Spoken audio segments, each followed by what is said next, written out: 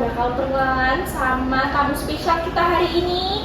So kita pertama, silahkan Kak. Halo, nama aku Safira. Halo, kenalin nama aku Bito. Oke, jadi kita bakal bincang-bincang sama Kak Safira sama Kak Bito hari ini. Nah, untuk topik kita hari ini kita bakal bahas tentang pasal 31. Oke, ayat 1 sampai ayat 3. Oke, Kak, aku mau tanya dong ke kalian berdua. Kalian pastinya sebagai pelajar pasti hafal dong pasal 31. Kalau dibilang hafal ya mungkin hafal ya. Cuma kalau untuk pasal tahunannya ya itu deh. Jadi bisa dong Kak dibunyikan pasal 1 sampai pasal ayat 3. Aku dulu ya. Oke. Jadi kalau pasal 31 ayat 1 itu bunyinya setiap warga negara berhak untuk mendapatkan pendidikan. Ya, lanjut. Oke. Dan untuk pasal 31 ayat 2 itu, setiap warga negara itu wajib mengikuti pendidikan dasar dan pemerintah wajib membiayainya. Dan untuk yang ayat 3, pemerintah mengusahakan dan menyelenggarakan satu sistem pendidikan nasional yang meningkatkan keimanan dan ketakwaan serta akhlak mulia dalam rangka mencerdaskan kehidupan bangsa yang diatur dalam undang-undang. Wah, lengkap banget nih teman-teman. Wah, keren banget ya kakak-kakak kita hari ini. Mereka udah hafal loh pasal 31 ayat 1 sampai ayat 3. Wah, beri applause dulu dong. Oke, nah kita bakal bincang-bincang lebih lanjut mengenai pasal 31. Oke, nah aku sebelum masuk ke topik yang lebih dalam nih Kak, aku pengen tanya dong pendapat kalian tentang penting nggak sih sebagai warga Indonesia itu untuk wajib menjalankan pendidikan selama 12 tahun? Oke, Aku jawab ya. Kalau menurut aku itu sih penting ya, karena pendidikan itu membuat kita itu ilmunya itu jadi tinggi. Jadi ketika kita akan melakukan sesuatu, kita itu bakalan bisa memikirkan itu lebih jauh lagi gitu loh, kayak dampaknya lebih bisa dipikir lagi gitu lah. Oke, kalau menurut Kak itu sendiri nih gimana sih tanggapan? Kalau menurut aku sendiri juga penting ya, soalnya kita itu kan sekolah juga mengasah ilmu, terus itu juga penting untuk kita semakin dewasa, kita menawarkan kerja juga pastinya, dan peluang sukses juga semakin besar. Oke, terima kasih Kak Safira sama Kak Rito. Wah, mereka ini sangat setuju dengan adanya pasal 31 ini untuk setiap warga negara itu menjalankan pendidikan selama 12 tahun. Tapi Kak, kalau kita lebih lanjut lagi ya, kita lihat kan dengan adanya isu-isu belakangan ini, ada anak yang mungkin ya putus sekolah di tengah jalan gitu ya, maaf ya. Gimana tanggapan kalian mengenai isu-isu terakhir ini tentang pendidikan di Indonesia? Kalau menurut aku ya, kebanyakan anak yang putus sekolah itu dikarenakan biaya. Sedangkan di Indonesia ini kita sudah diberi hak dari pemerintah untuk pendidikan gratis. Ya, jadi kenapa kita nggak memanfaatkan fasilitas itu daripada yang putus sekolah itu menurut aku ada kesalahannya itu di pihak orang tuanya. Orang tuanya itu dia kurang bisa gimana ya? Mungkin yang seharusnya diberi pembelajaran itu orang tuanya biar lebih paham kalau pendidikan itu penting. Nah, orang tua yang seperti itu berarti kan pendidikannya kurang. Nah, jangan sampai hal serupa akan terjadi ke anaknya. Oke, penjelasan yang sangat jelas ya dari Kak Safira. Nah, itu aku mau tanya dong, gimana nih seperti yang tadi disampaikan oleh Kak Safira kan, untuk menurut Kak Safira ini yang harus diberangkat adalah parenting orang tuanya, betul ya Kak Safira? Nah, aku mau tanya dong Kak Hito, gimana nih menurut Kak Hito tentang gimana sih parenting yang bagus untuk anak? Mungkin Kak Hito maksudnya kan kita lihat di Indonesia ini kan banyak anak yang mungkin putus sekolah gitu ya. Mungkin Kak itu punya tanggapan lain, dan mungkin gimana sih Kak itu sebagai pelajar sendiri ya, gimana sih orang tua yang sesuai dengan, apalagi kita Gen Z menurut aku sih orang tua sangat penting ya untuk kita. Jadi orang tua juga mensupport kita. Bagian biaya itu kan juga sudah dibayar pemerintah. Oke, terus gimana nih Kak Ito, tadi kan aku tanya gimana sih gaya parenting orang tua yang cocok nih buat anak Gen Z kayak kita ini menurut menurut Kak Ito sendiri? Yang Menurut aku Kak sih Ito pengen gitu orang tuanya seperti gimana gitu? ya orang tua yang mau ya kan kalau anak zaman sekarang kan sesuai kemajuan zaman, jadi orang tua juga harus mengikuti anak-anaknya. Oke, jadi menurut Kak Ito ini adalah orang tua apa ya, mungkin yang diinginkan oleh Gen Z seperti kita ini adalah orang tua yang mengerti apa yang diinginkan anaknya. So aku sangat setuju banget ya dengan yang disampaikan Kak Ito. Oke, terima kasih ya Kak Safrida dan Kak Ito atas perbincangannya hari ini yang sangat bermanfaat dan pastinya menginspirasi. So, jadi karena perbincangan kita topik yang sudah selesai, jadi kita lanjut ke topik selanjutnya dengan bintang tamu yang sangat spesial hari ini. Jadi kita langsung saja, gak usah lama lagi, kita sambut bintang tamu kita selanjutnya. Yeay. Oke, halo Kak, apa kabar? Alhamdulillah baik. Oke, sebelumnya boleh dong kenalan dulu sama perkenalkan dulu sama teman-temannya, sama teman-teman. Halo semuanya, perkenalkan nama aku Elma. Aku Diana. Oke, jadi kita hari ini akan berbincang-bincang dengan Kak Elma dan Kak Diana. Oke, so hari ini kita pastinya akan berbincang-bincang mengenai hot news. Oke, so hari ini aku pengen kita bakal sharing-sharing tentang KIP. Seru ya. Iya, pastinya seru banget dong. Oke, jadi sebelumnya aku pengen tahu dong, pengen tahu aja kalian berdua ini tahu nggak sih apa itu KIP? Pastinya tahu ya kalau punya pribadi, karena kita kan sebagai pelajar biasanya banyak sekolah itu kayak ada pengajuan tentang KIP, dapat KIP nantinya. Terus dari situ kita juga tahu teman-teman kita, misal ada yang dapat KIP, terus mereka juga dapat bantuan yang mempermudah mereka gitu dalam pendidikan. Oke, kalau Kak Diana sendiri, Kalau menurut aku ya, KIP itu kayak bantuan nggak sih dari pemerintah buat siswa-siswa yang kurang mampu gitu nggak sih? oke, jadi ternyata Kak Selma dan Kak Diana ini sudah tahu teman-teman apa itu KIP. So, jadi kita akan bahas yang lebih lanjut lagi mengenai masalah KIP ini. Oke, jadi Kak, aku pengen tanya dong, apa ya? Ini menurut kalian pribadi aja ya.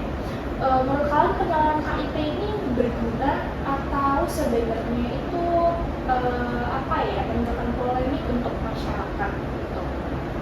Kalau dari aku pribadi ya, dari pandanganku, menurutku dengan adanya program pemerintah berupa pemberian KIP atau Kartu Indonesia Pintar bagi para pelajar Indonesia yang mungkin kurang mampu, itu sangat membantu bagi mereka. Karena kenapa? Karena kita kan nggak tahu juga ya, perekonomian yang ada di Indonesia itu nggak semuanya kaya-kaya gitu, tapi juga mungkin ada yang kurang begitu. Jadi dengan adanya KIP ini sangat membantu banget mereka. Oke, karena ini sangat membantu. Dan Kak Diana sendiri gimana tanggapannya mengenai kenalan KIP ini? Ya sebenarnya sama sih ya. Kayak KIP itu sangat membantu buat para pelajar-pelajar yang kurang mampu. Terus ya apa ya? Kayak kan pemerintah itu kan juga udah biayain, terus pelajar-pelajar itu kan yang kurang mampu terus dapat KIP kan juga bisa buat bayar di sekolahnya nggak sih, kayak kebutuhan kayak mau buat beli buku tulis, terus buku intinya kayak peralatan buat sekolah lainnya. Oke, jadi tanggapan dari Kak Elma sama Kak Diana ini menganggap bahwa KIP ini sangat positif ya menurutnya untuk masyarakat, apalagi untuk masyarakat yang kurang mampu. Jadi dan kan ini akhir-akhir ini ya isu-isunya mengenai KIP ini adalah salah sasaran. Jadi berita-berita ini itu penyalurannya itu tidak sesuai dengan di lapangan. Menurut kalian itu sebenarnya itu yang salah, bukan untuk menjelekkan pemerintah, tapi menurut kalian ini tuh salahnya ada di mana sih? berat ya. Iya, berat banget. Dari pemerintah. Ternyata takut banget loh. Oke, gimana guys? Kalau menurut aku ya kan banyak yang mungkin dulunya itu keluarganya itu kurang mampu, terus kan sekarang kayak bertambahnya tahun keluarga mereka kan jadi kayak udah jaya lagi ya, jadi itu kan didaftar mungkin itu kayak masih ada terdaftar terus menerima. Nah sebaiknya bagi yang keluarganya sekiranya itu udah mampu dan jaya lagi, mereka itu memberikan dana KIP itu ke orang yang lebih membutuhkan lagi gitu. Oke, jadi kalian pasti setuju dong dengan tanggapan dari kalian. Jadi ini itu kalau kita lihat ya, pasti kan kita lagi miss ya melihat pendidikan yang ada di Indonesia, apalagi masih banyak anak yang kurang mampu dan tidak bisa mendapatkan sekolah yang layak. Jadi kalau menurut dari kalian, dari pertanyaan saya menangkapnya bahwa kalian itu berdasarkan kesadaran ya, berdasarkan kesadaran bahwa bila kalian ini sebenarnya mampu diberikan kepada orang yang belum mampu, begitu dari tanggapan saya. Betul apa tidak? Betul. Oke, selanjutnya aku pengen tanya pendapat kalian nih, bukan pendapat kalian berdua, mengenai pro dan kontra adanya penyaluran KIP dari pemerintah ini untuk masyarakat. Gimana nih tanggapan kalian? Misalkan Dari aku dulu ya, kalau menurut aku pro-nya itu karena dengan adanya ini bisa membantu para pelajar yang ada di Indonesia sehingga bisa meningkatkan pendidikan yang ada di Indonesia. Nah nanti itu bakalan menciptakan generasi penerus bangsa yang unggul di bidangnya gitu kan. Nah tapi kalau kita lihat belakangan ini banyak juga kontranya, di mana masyarakat luar itu kan berpendapat kalau seorang yang dapat KIP karena namanya sendiri itu Kartu Indonesia Pintar, pasti mereka menganggapnya kalau yang dapat itu pasti orang yang pintar aja kan, ya kan? Nah karena namanya juga KIP, Kartu Indonesia Pintar. ya padahal itu kan dikhususkan bagi siswa-siswi yang mungkin kurang beruntung ya, kurang pendidikan. Mungkin karena itu jadi orang-orang berpendapat berpandangan kalau misal anakmu pintar tapi kok nggak dapat KIP ya gitu mungkin seperti itu. Oke, wah tanggapan yang sangat jelas sekali ya dari Kak Elma ini. Oke, lanjut dong, gimana menurut Kak Diana mengenai isu pro kontra dari KIP ini sendiri? Iya sama sih, kayak setuju sama pendapat. Oh, sangat setuju berarti ya saya dengan tanggapan dari Kak Elma. Oke, jadi terima kasih untuk perbincangan kita hari ini, sangat menginspirasi dan banyak sekali pelajaran yang kita dapat hari ini. Terima kasih banyak. Oke, jadi langsung kita next ke tamu spesial kita hari ini. Jadi dengan semangat kita langsung sambut saja tamu spesial kita hari ini. Beri tepuk tangan yang meriah. Oke, tamu spesial kita hari ini pastinya kalian udah gak sabar. Perkenalan dulu dong Kak. Kenalin, aku Hedvan. Oke, jadi kita hari ini akan berbincang-bincang dengan Kak Hedvan. Pastinya akan mengupas tentang berita-berita yang sangat hot ya Kak Hedvan hari ini. Betul banget. Oke, jadi topik kali ini Kak Hedvan kita akan bahas tentang dana BOS. Oke. Pastinya Kak Hedvan ini pasti tahu dong dana BOS itu. Ya, dana BOS adalah dana operasional sekolah, dikatakan yang ada dana BOS menjadi dua bagian, yaitu dari pemerintah pusat dan dari pemerintah daerah. Wah, sudah dijelaskan langsung oleh Kak Hedvan dari sumber-sumber dari dana BOS ini sendiri. Kita bakal kupas tuntas mengenai dana BOS hari ini. Oke.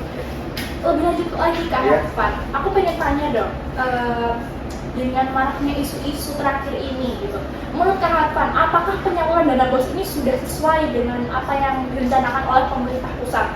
Gitu. Gimana tanggapan Kak Hedvan? Menurut aku sih gini ya, dana BOS kan tadi aku bilang dari awal ada dua bagian, ada dari pemerintah pusat dan dari pemerintah daerah.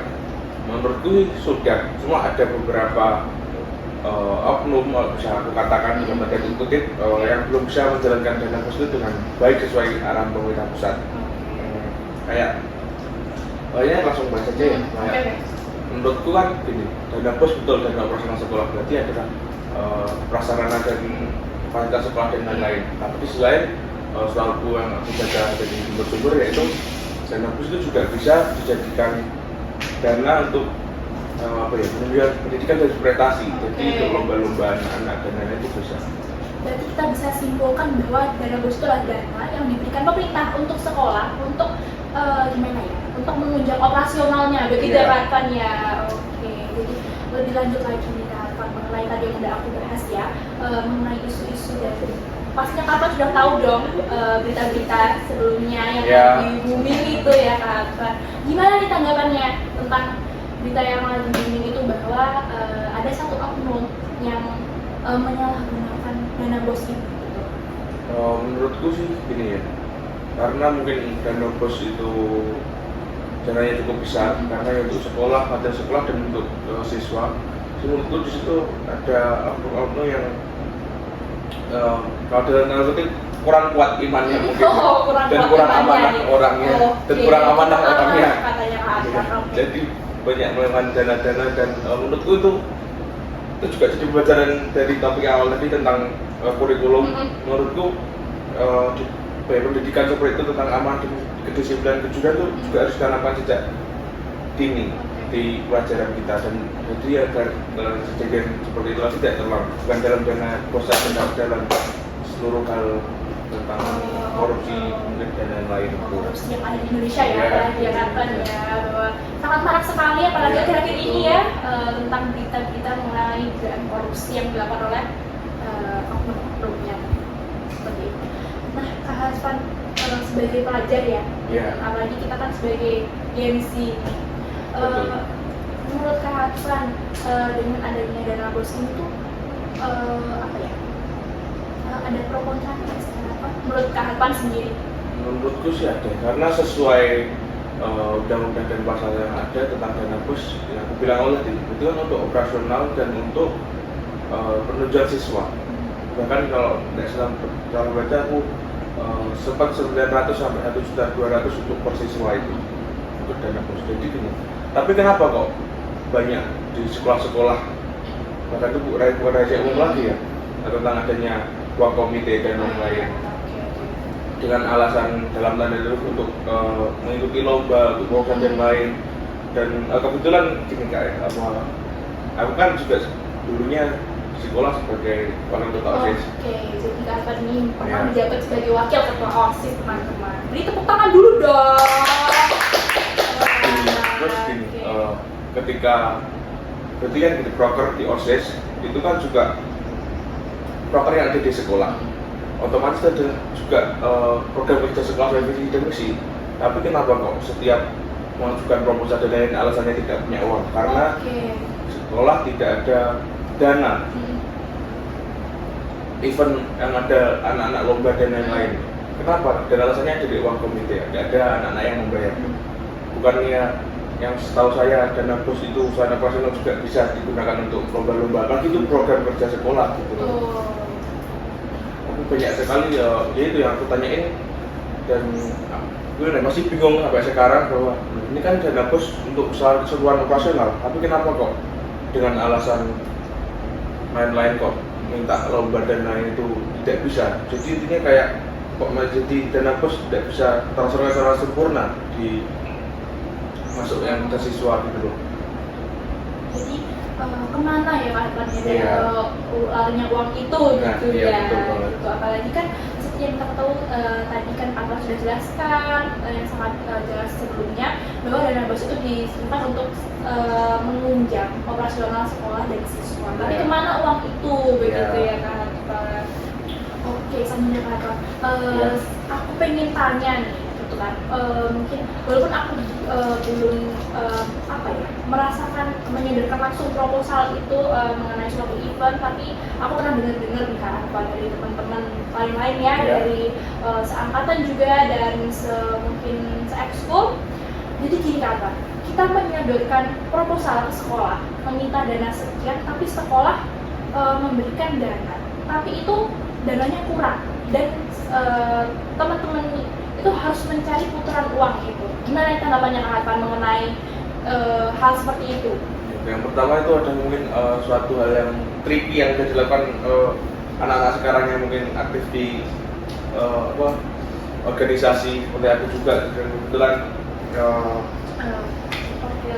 tidak kak Sekar juga berarti yang juga aktif juga di organisasi, kan tidak asing itu anak-anak yang aktif di organisasi itu misal dan sekolah memberikan, misal kita mengajukan proposal sekian tapi di ACC dananya adalah 50%, dan kita gimana caranya mencari kekurangan dana tersebut. Menurut saya ya itu hal yang aneh banget, yang tadi Kak Sekar bilang bahwa kemana larinya dana ini, apakah digunakan untuk hal-hal dan keuntungan pribadi mungkin, dan mungkin kedepannya kita kan juga ganti presiden nih, presiden baru.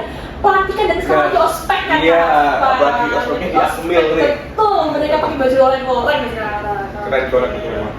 Dan menurutku besar harapanku di presiden yang sekarang kedepannya bahwa lebih ada lagi pengawasan tentang hal apapun. Ya, apalagi tentang dana bosnya itu adalah penunjang bagi pelajar seluruh Indonesia. Dan yang terpenting bagi suatu negara ya juga selain mungkin Pak Prabowo pernah bilang tentang makanan gizi dan lain, tentu adalah tentang pelajaran, karena kita semua adalah bagian adalah generasi penerus bangsa untuk kita. Kalau bukan kita siapa lagi? Ya, betul. Oke. Jadi terus harapan dari sebelumnya ya mengenai pengajuan proposal tapi dananya malah yang diberikan mungkin kita mintanya 100% malah diberikan 50% dari dana yang kita ajukan. Terus selanjutnya kapan adanya satu peristiwa kejadian ya, ada seseorang yang mau lomba, ikut lomba, tapi itu dia harus istilahnya meminta uang gitu. Justru membayar uang. Iya, itu betul. banget yang hal aneh. Bayangin gini ya, misal aku ikut lomba ini, ikut sekian juga mewakili nama sekolah. Tapi dengan oke, kamu boleh ikut lomba ini, tapi kamu bayar sendiri. Itu kan hal yang aneh banget toh. Betul. Kita membawa nama sekolah, kita juga apalagi lomba itu benar nama sekolah dan benar-benar lomba yang diadakan tuh oleh dinas pendidikan. Jadi benar-benar adalah sesuatu yang di bawah instansi sekolah gitu loh. Itu kan juga hal yang aneh. Aku nggak bisa bertindak lebih untuk solusi itu gimana gitu. Yang aku adalah kita sebagai pelajar kita juga pernah alami gimana, yaitu hanya besar harapan semoga ke depan lagi nggak seperti itu. Dan kayak kita sudah ada sekolah tadi yang dibilang dari awal tadi pendidikan gratis dan lain-lain, tapi pada realita yang terjadi kan tidak. Kita juga bayar ada uang gedung, ada uang komite dan lain-lain. Terus kemana ya tanya pendidikan gratis itu? Gimana sih yang katanya sekolah gratis itu tapi itu tidak terrealisasikan gitu ya harapannya. Oke, karena sudah banyak sekali topik-topik dan permasalahan sudah kita bahas karena aku mau tanya dong, gimana nih solusi mengenai permasalahan yang sudah kita bahas sebelumnya? Oke, berarti tentang dana bos ini ya. Menurut aku itu tadi yang bilang aku dari awal, dana bos ada dua, dari daerah pemerintah pusat dan pemerintah daerah. Menurutku kedepannya setiap mulai dari awal dari dinas pendidikan kementerian sampai mulai turun tuh ada pengawasnya. Ada pengawas yang juga ada nih seperti kayak LSM gitu kan, pengawas dari sekolah-sekolah. Kalau ada yang siswa itu membayar ke sekolah itu kan juga diawasi kan banyak. Tapi harapanku adalah semoga itu lebih ketat lagi dan juga di internal pemerintahan. Jadi tidak hanya di sekolah saja siswa, tapi secara lingkup secara internal juga ada pengawasan tersebut agar ya itu kita adalah generasi penerus bangsa, kita adalah calon-calon pemimpin. Ya kita semua harus, jangan kita diam saja, jangan kita juga punya pendapat, kita bebas berpendapat, kita juga negara yang demokrasi, kita juga hal-hal yang seperti itu juga kita perlu mengungkapkan, jangan kita diam, kita juga bisa berpendapat, entah kita dengar atau tidak, tapi dalam pendapat kita yang terjadi nyatanya seperti itu. Mungkin kalau bertindak kita kan nggak bisa, hanya bisa menyuarakan aspirasi gitu ya, aspirasi menyuarakan.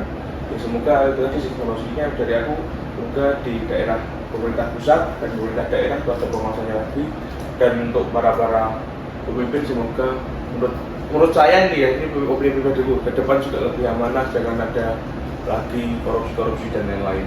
Itu aja sih menurut aku. Oke, wah Kak Hatman, terima kasih untuk Iya. hari ini ya Kak Hatman ya, untuk bincang-bincang hangatnya hari Sama-sama ini, banget dan nih. pastinya aku pribadi dan kalian pastinya mendapatkan wawasan yang luas mengenai dana BOS yang belum kita ketahui, dan tadi juga ada memaparkan beberapa permasalahan yang saya tanggapi, dan terima kasih untuk semuanya yang sudah nonton. Nah, oke, jadi kita akhiri podcast kita hari ini.